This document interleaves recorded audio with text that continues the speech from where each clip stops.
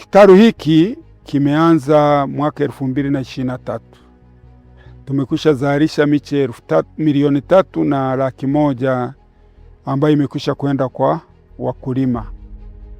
Miche 762,000 ipo hapa, lakini nyuma ya kila mche kuna hesabu ya maisha ya wakulima wa wilaya ya Kyerwa.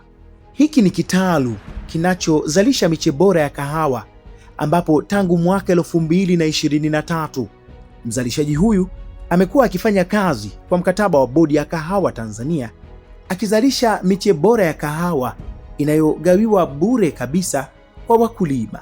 Kitalu hiki tunalipwa pesa na Bodi ya Kahawa kupitia serikalini, kutoka serikalini kupitia Bodi ya Kahawa. Kwa hiyo sisi ndiyo hivyo, mimi nikiwa kama mzalishaji, ninapokuwa nimezalisha, serikali inaagiza halmashauri inakuja inakuwa msimamizi wa kugawa miche kwa wakulima. Kwa niaba ya wanawake, kwanza kabisa naishukuru serikali ya Jamhuri ya Muungano wa Tanzania kwa kutuletea hichi kitalu hapa karibu.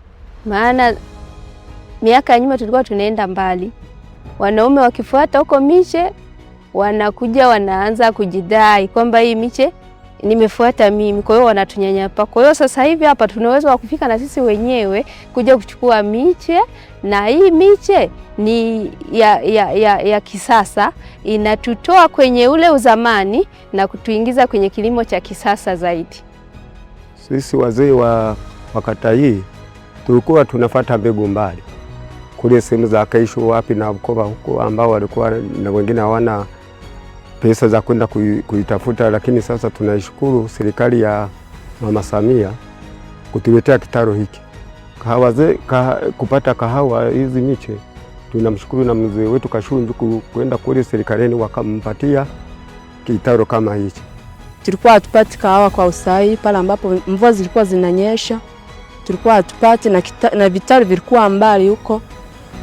Kwa sasa viko karibu, mvua zikinyesha tunapanda kwa wakati na tunapata kwa wakati.